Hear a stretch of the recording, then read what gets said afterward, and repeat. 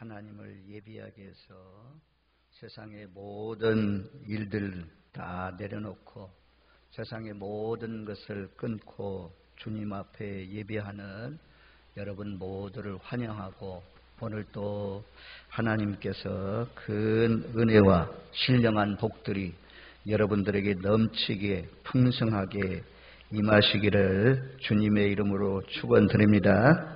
오늘은 1절 말씀에 높이 들린 보좌라는 말씀이 있습니다. 높이 들린 보좌라는 말씀의 제목을 가지고 하나님의 말씀을 상고합니다. 우시아 왕이 죽던 해 나라가 크게 어려워지고 있는 그런 가운데 희망이 보이지 않고 빛이 보이지 않고 이제 내리막길로 가야 되는 그런 국가적인 상황, 그런 상황 가운데서 이사야가 하나님의 성전에 찾아가서 하나님 앞에 기도할 때 신령한 은혜를 체험하는 그런 말씀이 이사야서 6장입니다.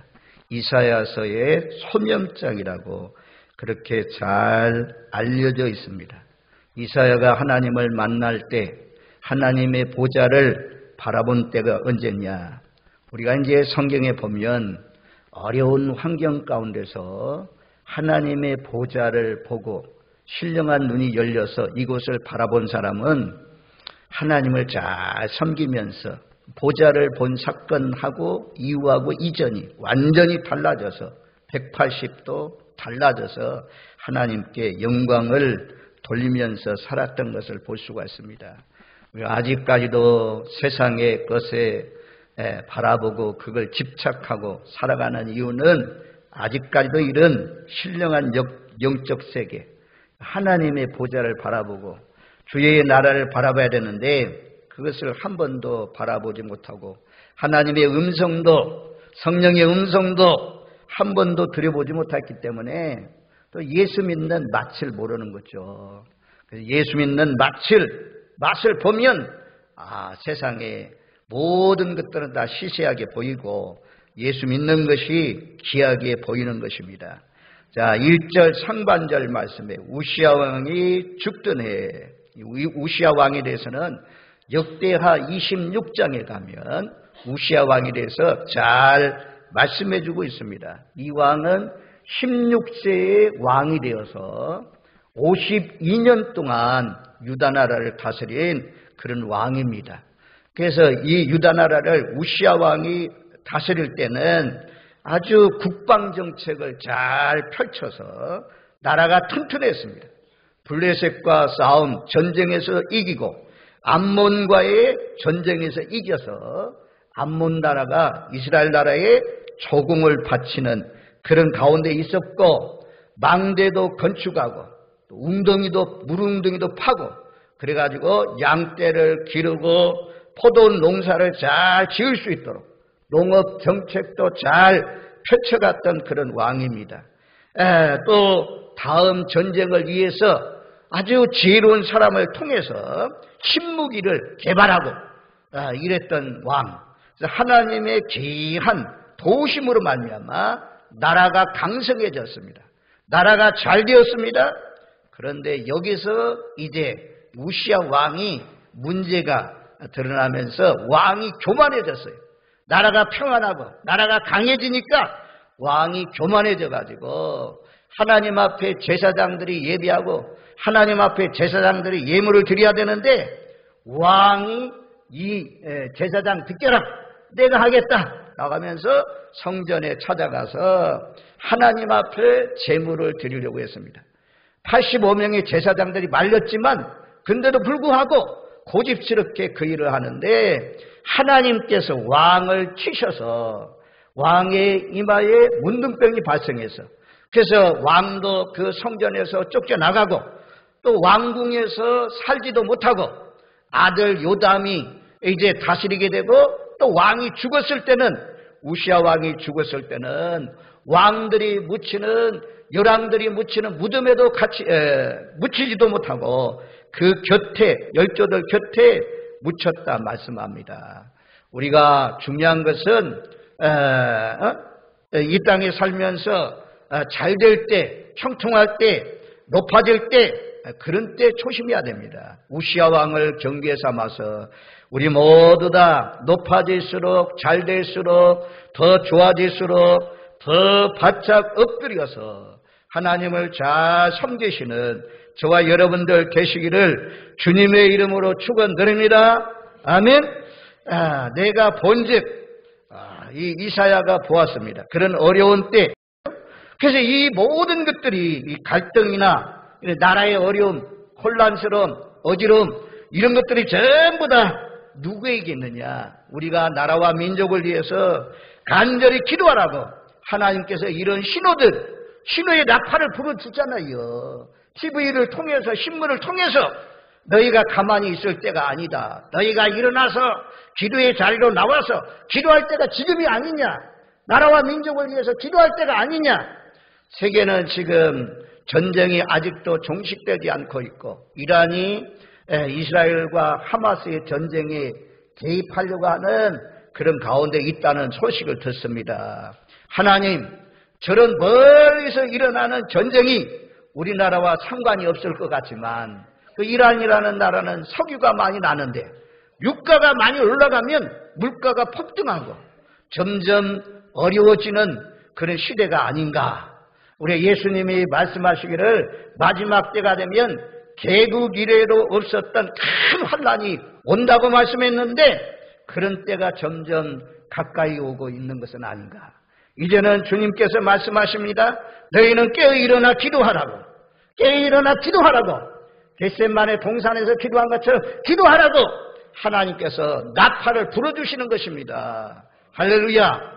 지금이 그렇게 깨어 일어날 때인데 코로나 전에 했던 것을 다시 해보가시고 주일날도 나오시고 주일 오후에도 나오시고 새벽에도 나오시고 금요일날도 나오시고 할렐루야. 나오면 하나님이 복 주시죠. 나오면 하나님께서 은혜를 베풀어 주십니다. 은혜의 보좌 앞에 담대히 나오라 그렇게 말씀하잖아요. 높이 들린 보좌.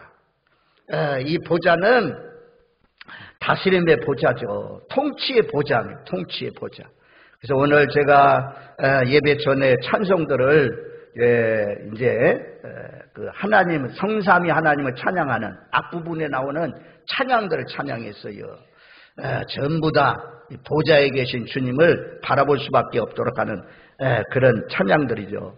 이 높이 들린 보좌에서 뭐합니까? 거기에 앉아서 뭐하십니까? 하나님이 온 우주와 만물을 다스리시고 통치하시는 은혜의 보좌라는 거죠. 통치의 보좌, 은혜의 보좌.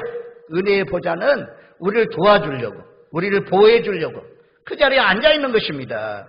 영광의 보좌, 영광의 보좌에 앉으셔서 우리가 이렇게 예배할 때 우리의 예배를 받으시는 그런 분으로 지극히 높은 보좌에 앉으신 그런 분이다라고 말씀해요. 우리가 이사야서 6장을 통해서 세 가지를 우리가 말씀드릴 수 있어요. 1절로부터 4절까지는 우시아의 죽던 해에 이사야가 성전에서 기도하면서 하나님을 발견한 하나님의 보좌를 보게 되는 그런 말씀이고, 두 번째는 하나님을 보고 났더니 자기의 허물이 드러났습니다. 나는 입술이 부정한 사람이구나. 입술이 부정한 백성 가운데 거하는 사람이구나. 나는 망할 사람일 수밖에 없구나. 자기 죄를 발견했습니다. 자기 자신을 발견했습니다. 하나님을 발견하면 자기 자신이 누군지 어떤 사람인지 발견하게 됩니다. 그 다음에는 하나님의 음성이 들려왔습니다. 누가 나를 위하여 갈꼬? 누가 나를 위하여 갈꼬? 그래서 이사야가 내가 여기 있나이다. 나를 보내주소서. 세 번째는 사명을 발견했습니다. 우리도 이 이사야가 발견했듯 하나님을 발견하고 나 자신을 발견하고 사명을 발견하시는 저와 여러분들 되시기를 주님의 이름으로 축원드립니다. 아멘. 이 높은 보좌에 앉으신 주님께서 시편 103편 19절 말씀에 보면 여호와께서 그 보좌를 하늘에 세우시고 그의 왕권으로 만유를 다스리라. 만유를 다스린다. 만유라는 단어가 어려운데 이 단어가 원어상어도 콜입니다. 콜. 콜이라는 단어인데 모든 것, 만물을 말씀해요. 사람도 동물도 가축도 벌레들까지. 요나서 보면 벌레까지 다 예비하잖아요. 물고기까지 다 예비하잖아요.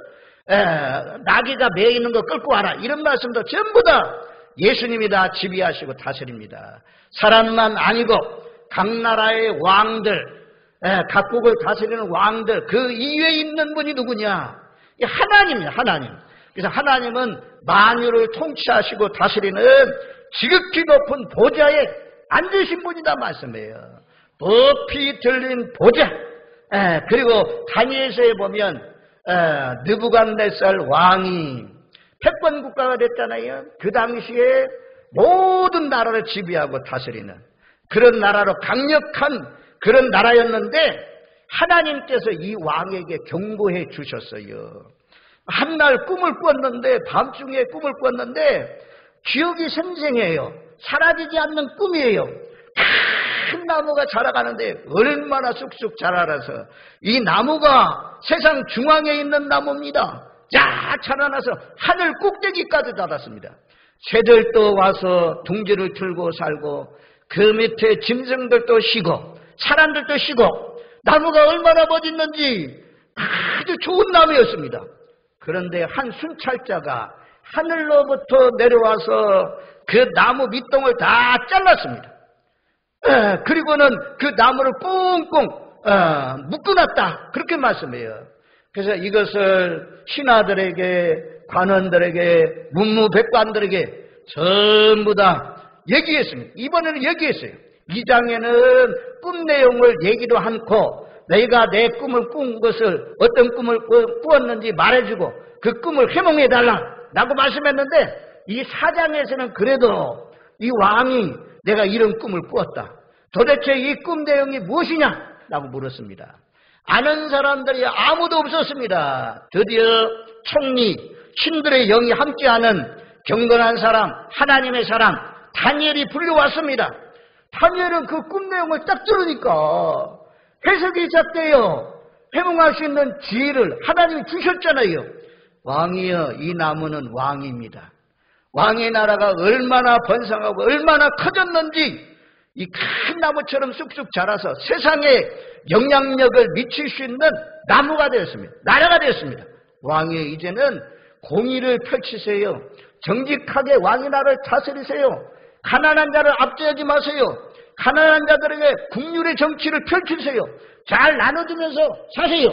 그러면 왕의 나라가 계속해서 영광을 누리게 될 것입니다. 왕이 잘 될 것입니다. 그렇지 않고 왕이 계속해서 압제하고 착취하고 억누르고 이렇게 압박하는 정치적인 왕으로 살면 왕의 나라는 망합니다. 왕은 쫓겨납니다. 사람들에게 쫓겨나서 7년 동안 하늘의 이슬을 맞고 들의 짐승들처럼 풀을 먹고 머리는 아주 흥크러지고 아주 그냥 발톱은 손톱은 세발톱처럼 나와가지고 그렇게 7년 동안 살게 될 것입니다. 왕이 그 깨달을 때까지 지극히 높으신 하나님께서 인간 나라를 깨달을 때까지 7년 동안 왕은 그렇게 살 것입니다. 경고했잖아요. 경고한 나팔을 잘 들었더라면 회개했더라면 왕이 다스릴 때에 바벨론 나라가 기우지 않습니다. 바벨론 나라가 망하지 않습니다. 그런데 다니엘이 말씀한 대로 공의롭게 국률의 정책, 가난한 사람 잘 돌아보면서 약한 사람 잘 돌아보면서 이렇게 정치해야 될 텐데 왕이 다스려야 될 텐데 그렇게 하지 않았는가 봅니다. 그래서 왕이 미친 사람 되잖아요. 아주 지혜가 하나님이 총명을 뺏어가잖아요. 왕이 지붕 위에 올라갔습니다. 지붕 위에 올라가가지고 내려다 보니까 얼마나 대단한 나라인지 바벨론 나라가 거쳐간 나라가 됐어요. 대단한 나라가 됐어요. 그래서 그 왕이 그러잖아요. 야, 내가 이 나라를 건설하고 내가 이 나라를 이루었는데 탁 그런 말을 할 때 지붕 위에 올라가서 그런 말을 할 때 총명이 다 사라졌습니다. 지혜와 총명이 날아갔습니다. 그래서 이 왕이 미친 사람 됩니다. 그래서 결국에는 그런 사람이 어떻게 왕이 자리에 있습니까? 사람에게 쫓겨났습니다. 쫓겨나서 7년 동안 그렇게 정신병자처럼 귀신 들릴 자처럼 살다가 어느 날 이 왕이 총명이 돌아오냐, 또다시 왕이 왜 점선했는지 하늘을 우러러봤습니다. 하나님께 기도했습니다. 그랬더니 왕이 총명이 돌아와서 다시 나라를 다스리는 그런 사람이 되었다라고 말씀하잖아요. 지극히 높은 하나님께서 인간 나라를 다스리기까지 내가 7년 동안 그렇게 사람에게 쫓겨나서 살 것이다 라고 말씀했는데 그대로 이루어졌습니다. 다니엘서 4장 25절 말씀 가운데 보면 그렇게 말씀해요. 왕이 사람에게 쫓겨나서 들짐승과 함께 살며 소처럼 풀을 먹으며 하늘 이슬에 젖을 것이요 이와 같이 7대를 지날 것이라. 그때에 지극히 높으신 이가 사람의 나라를 다스리며 자기의 뜻대로 그것을 누구에게 주시는 줄 아시리다. 아멘.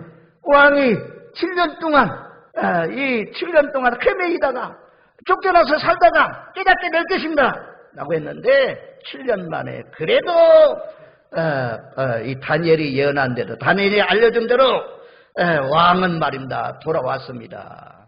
저와 여러분들 이런 말씀을 통해서 우리에게 알려주시는 것, 다니엘서가 우리에게 알려주시는 것이 무엇입니까? 인간 나라를 다스리는 분은 누구냐? 높이 들린 보좌에 앉아 계신 하나님이 인간 나라를 다스리는 분이다 라고 말씀합니다. 그 하나님이 하시는 일을 막을 수 있는 사람이 어디 있습니까? 하나님이 하시는 일을 반대할 수 있는 사람이 어디 있습니까? 우리 모두 다 지극히 높은 곳에 계신 보좌에 앉으신 그 하나님 앞에 엎드려 경배하면서 주님을 기쁘시게 하면서 살아가시는 저와 여러분들 되시기를 주님의 이름으로 축원드립니다. 아멘. 이 지극히 높은 보좌에 앉아 계신 하나님, 그 하나님은 어떤 분입니까? 오늘 7가지로 말씀드리려고 하는데 뭐 다 아는 말씀들이요. 아는 말씀인데 잘 한번 새겨보시기 바랍니다. 첫째로 하나님은 살아계신 분입니다. 하나님은 살아계신 분. 살아계신 저 우리 얼마나 많이 부릅니까? 부활절에도 살아계신 하나님. 하나님이요.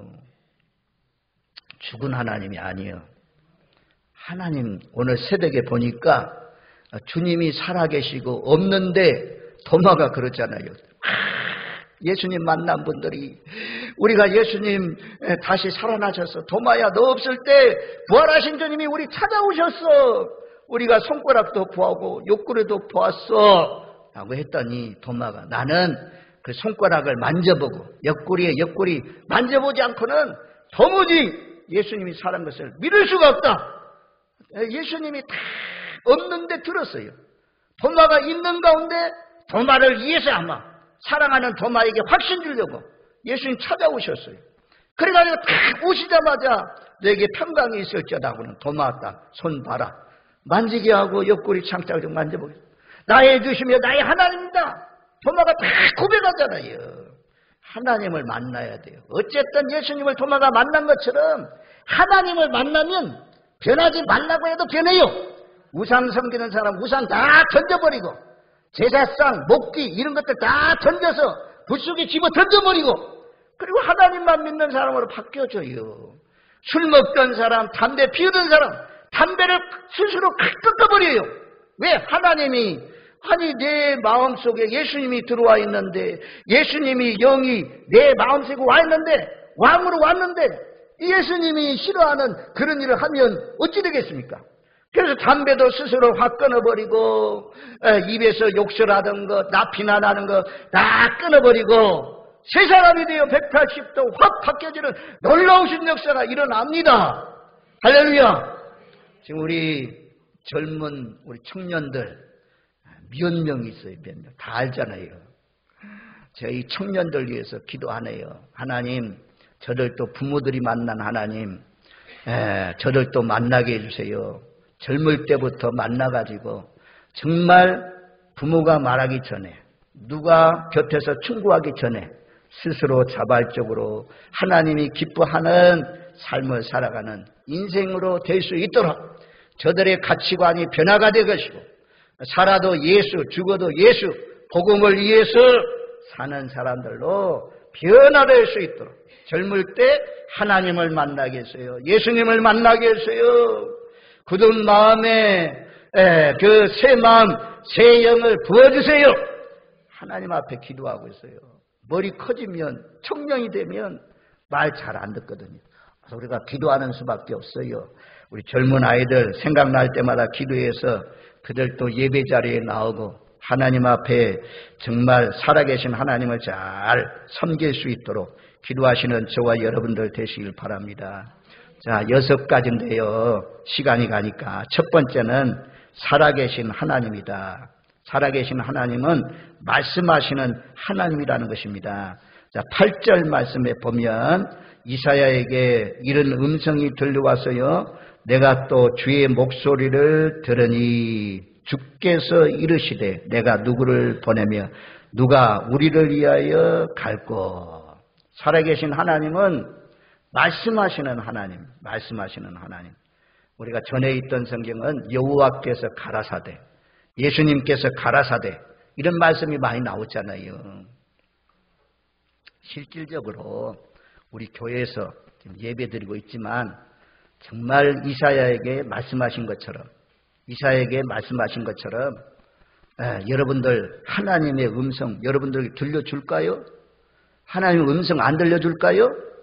하나님의 음성 들려옵니다. 들려와요. 이 음성을 들을 수 있을 만큼 우리의 마음들이 비워야 되고 우리의 마음들이 청결해야 되고 깨끗해야 되고 정말 하나님 사모하는 마음으로 살면 하나님의 음성이 들려요. 성령님의 음성이 들려요. 엘리사가 동굴에 있을 때에 폭풍 가운데 지진 가운데도 안 계시고 세미한 음성으로 엘리사야 내가 이 엘리야인가 왜 이 동굴에 있느냐 라고 물었던 것처럼 하나님의 음성이 들려와요. 우리 시몬 성탄절이 가까우면 늘 말씀하잖아요. 시몬에게 성령이 성전으로 가라 이렇게 감동의 목소리가 감화의 목소리가 온 것처럼 그 성령의 음성 쫓아서 성전에 들어가서 아기 예수님 만난 것처럼 빌립에게도 하나님께서 광야로 나가라 빌립 집사에게 사도행전 8장에 보면 말씀하잖아요. 지금 안진뱅이가 일어나고 중풍병자가 고침받고 귀신들이 떠나가고 사마리아 현장에 빌립 집사를 통해서 놀라우신 부흥이 일어나고 있는데 하나님께서 광야로 내몰아요. 광야에 나가서 성령의 음성 듣고 나갔더니 에디오피아 국고 내시를 맡고 있는 그 내시가 고국으로 돌아가고 있는데 예루살렘에 와서 절기를 지키고 고국으로 돌아가는데 병거를 타고 하나님의 말씀을 읽고 있었잖아요. 그래서 그에게 말씀을 전해서 그가 돌아가서 이제 에디오피아 복음화를 위해서 복되게 쓰임받은 것을 볼 수가 있잖아요. 하나님은 살아계신 하나님. 그분은 빌립 집사에게만, 시므온 집사에게만, 이사에게만 말씀하지 않고 엘리야에게만, 엘리사에게만 말씀하지 않고 우리에게도 말씀하시는 하나님인 줄로 믿습니다. 하나님 말씀하셔요. 모모한 교회 건물을 짓는데 건축하는데 그 성령님이 그 땅 팔아서 바쳐라. 그 땅 팔아서 바쳐라. 아까워서 안 내려고 가니까 막 쓰러진다 이거야. 쓰러지니까 어떻게 해? 야, 그 땅 빨리. 그래서 그 땅 딱 들고 났더니 자 몸이 정상으로 돌아온다는 거죠. 하나님이 말씀하시는 하나님입니다. 또 그냥 왔다리 갔다리 시계추처럼 그냥 습관을 쫓아서 왔다 갔다 하는 사람에게 하나님의 음성이 들려지지 않아요. 정말 깨어있는 사람, 내 기도하는 사람, 갈급한 사람 이런 사람에게 하나님의 음성이 들려져요. 순종해야 돼요. 순종. 말씀하시면 순종해야 하나님의 말씀이 들려집니다. 그래서 이사야에게 들려주신 하나님, 우리에게도 들려주시는 살아계신 하나님, 우리의 목소리를 듣고 응답해 주시는 하나님은 살아계신 분인 줄로 믿습니다. 아멘. 부디 바라옵기는 여러분들의 신앙이 자라나서 이 하나님의 음성을 듣고 거기에 순종해서 사시는 저와 여러분들 되시기를 주님의 이름으로 축원드립니다. 아멘. 두 번째는 하나님은 권위 있는 분입니다. 여기 높이 들린 보좌, 높이 들린 보좌. 하나님과 비교할 수 있는 분이 없다는 거죠. 하나님이 지극히 높으신 하나님이다. 성경은 이런 구정들이 참 많이 나오잖아요. 하나님이 권위가 없으면 어떻게 나라를, 어떻게 온 세상 만물을 다 통치하고 다스려 갑니까? 하나님이 권위가 있기 때문에 세상 모든 만물을 다 다스리는 그런 분이라는 거죠. 누가 감히 하나님께 도전할 수 있겠습니까? 하나님은 최고의 권위를 갖고 계신 분입니다. 오늘날 거꾸로 가는 시대가 되었어요. 권위가 아주 그냥 짓밟히는 그런 시대. 부모의 권위, 선생님의 권위, 대통령의 권위, 목회자의 권위, 점점 잃어가고 있는 그런 시대지만 정말 하나님을 잘 섬기는 사람들은 이 권위에 도전하지 않아요. 권위를 무시하지 않아요. 질서 따라서 하나님을 잘 섬기는 것입니다. 할렐루야. 이 말씀도 하나님의 말씀이에요. 하나님의 말씀. 하나님의 말씀에 우리 교회는 자꾸 말이나 사람들이 선생님에게도 도전하고, 이 대통령도 뭐 도전하고 이러잖아요.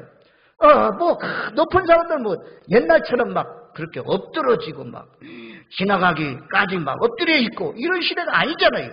그래서 우리는 하나님이 보내신 자를 영접하는 것이 나를 영접하는 것이요 라고 하는 하나님의 말씀대로 경배하고 말씀대로 섬기고 말씀대로 영접하는 하나님의 권위에 도전하지 않는, 하나님은 권위 있는 최고의 권위를 가지신 분이라는 사실을 기억하면서 사시는 저와 여러분들 되시기를 주님의 이름으로 축원드립니다. 아멘. 세 번째로는 하나님은 전능하신 분입니다. 하나님은 이제 반드시 하나님이 하신 말씀은 반드시 이루시는 분이에요.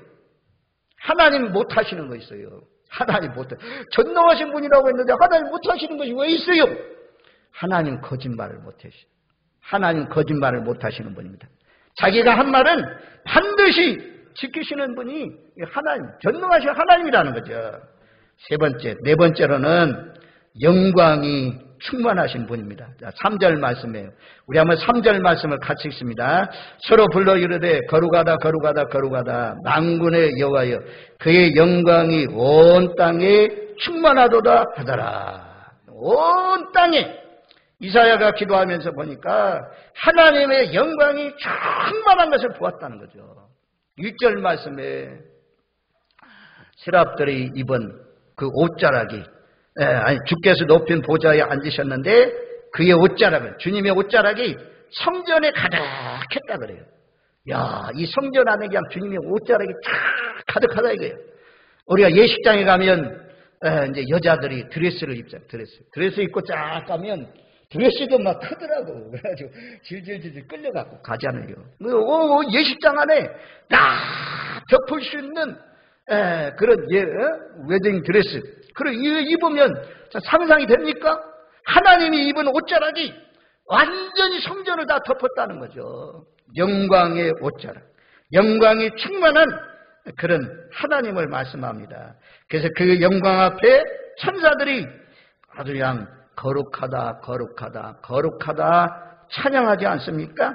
하나님은 영광이 충만하신 분이다. 네 번째는 이 영광이 충만하니까 천사들이 찬양하잖아요. 합창하잖아요. 하나님은 천사들에게, 구원받는 우리들에게 경배받으실 분이라는 거죠. 그래서 우리가 이 계시록 4장 5장 복음서의 장로들은 예수님 십자가에 못 박으셔서 십자가에 못 박소 막 이렇게 핍박했지만 계시록에 나오는 24 장로들은 엎드려 경배하고 큰 소리로 찬양하고 멸류관을 보좌 앞에 계신 예수님께 드리고 막 경배하는 자세가 아주 그냥 놀랍잖아요. 그래서 우리도 이 24 장로들처럼 앞자리에 앉아서 정말 경배해, 찬양해, 예배의 본이 되는 여기 하나님을 찬송하는데 거룩하고 거룩하신 하나님, 경배하는 것처럼, 천사들이 경배하는 것처럼 우리가 그렇게 터가 요동할 만큼, 여기 그렇게 말씀하잖아요. 영광이 충만하며, 그리고 4절 말씀에 보면 화답하는 자의 소리로 말미암아 문지방의 터가 요동하며 성전의 연기가 충만하다. 터가 요동했어요. 바울과 실라가 감옥 속에 갇혔잖아요. 바울과 실라가 밤중에 찬양하니까 어떤 역사가 일어납니까? 기도하고 찬양하니까 큰 지진이 일어났다고 그래요. 지진이 일어나면 집이 무너져야 되는데 집은 안 무너지고 손가락에 매어있던 착고가 다 풀려지고 옥문이 저절로 열려져서 참 놀라우신 역사가 일어났잖아요. 옥문만 열린 것이 아니고 간수쟁이 가정이 모두 다 예수 믿고 죽게 돌아오는 놀라우신 역사가 일어났습니다. 찬양하는 동안, 예배 드릴 때 찬양하는 동안, 찬양할 때 시간 때우기가 아니고 정말 나를 살려주시고 나를 만나주시고 나에게 영생을 주신 하나님 앞에 여기 천사들이 요동할 정도로 찬양하는 것처럼, 또 요한계시록에 구원받은 사람들이 14만 4천이 하나님 나라에 들어가서 찬양하는 것처럼 그런 찬양을 올려드리면서 사시는 저와 여러분들 되시기를 주님의 이름으로 축원드립니다. 아멘. 제가 준비한 말씀이 많은데 여기까지 찬양에 대해서 마지막으로 이제 거룩하신 하나님, 거룩하다 나오니까 구별되어 있다, 분리되어 있다 라는 말씀이고요. 큰 음성으로 찬양했다, 터가 움직였다, 터가 요동했다 말씀하잖아요. 16절만 찾아줘 보세요. 자, 거기 보면 한번 보세요. 한밤중에 바울과 실라가 기도하고 하나님을 찬송하며 제자들이 듣더라. 이에 갑자기 큰 지진이 나서 옥토가 움직이고 문이 곧 다 열리며 모든 사람의 매인 것이 다 벗어진지라. 뭔가 묶여 있습니까? 뭔가 잘 안 됩니까? 기도는 곡조 있는 찬송, 곡조 있는 찬양이라고 하죠. 찬양을 막 부르세요. 계속 부르세요. 그러면 여러분들 가정에 묶여 있는 것이 풀려져요. 풀려지고 아주 그냥 좋은 방향으로 풀려지잖아요. 여기 기적이 일어났으면 쏟아져서 사람들이 죽여야 되는데 큰 지진인데 그런 것은 없고 묶인 것이 풀어졌잖아요. 옥문만 열렸잖아요. 기적이 일어나되 좋은 방향으로 긍정적으로 일어납니다. 어떤 때요? 찬양할 때, 진심으로 찬양할 때 하나님께서 기뻐 받으십니다. 우리가 새하늘과 새 땅에 들어가서 14만 4천이 이제 보좌 앞에서 찬양하게 되는데 구원하심이 보좌에 앉으신 하나님과 어린 양께 있도다 이렇게 찬양하는 소리가 얼마나 크던지 내가 세 가지로 설명을 해요. 많은 무소리와도 같았다 그래요. 많은 무소리와 같아. 이 나이가라 폭포, 저는 안 가봤지만 그만 영상으로 보면 폭포 소리가 막 엄청나잖아요. 저 아르헨티나 같은 데 가면 이과수 폭포, 아프리카의 빅토리아 폭포, 비 많이 올 때 이런 말씀들 생각하면서 낙타 폭포에 한번 올라가 보세요. 비 많이 올 때. 근데 올라가면 낙타 폭포도 막 떨어지는 소리가 대단해요. 그 소리도 그런 소리로 하나님을 찬양했다는 것입니다. 천사들이 거룩하다 나가면서 찬양했습니다. 그리고 이 찬양하는 소리가 두 번째는 큰 우레소리와 같아요. 비 오기 전에 여름철인데 장마철 들어서게 되면 하늘에서 막 번개 치잖아요. 우르릉 쿵 그렇게 하나님을 찬양했다. 그런데 그 소리가 거문구와 같은 소리다. 거문구 타는 소리, 화음이 잘 된 소리, 그런 소리로 큰 소리로 하나님을 찬양했습니다. 저와 여러분들도 거룩하신 하나님, 높이 계신 그 하나님을 소리 높여 경배하고 합당한 영광을 돌리는 저와 여러분들 되시기를 주님의 이름으로 축원드립니다. 아멘.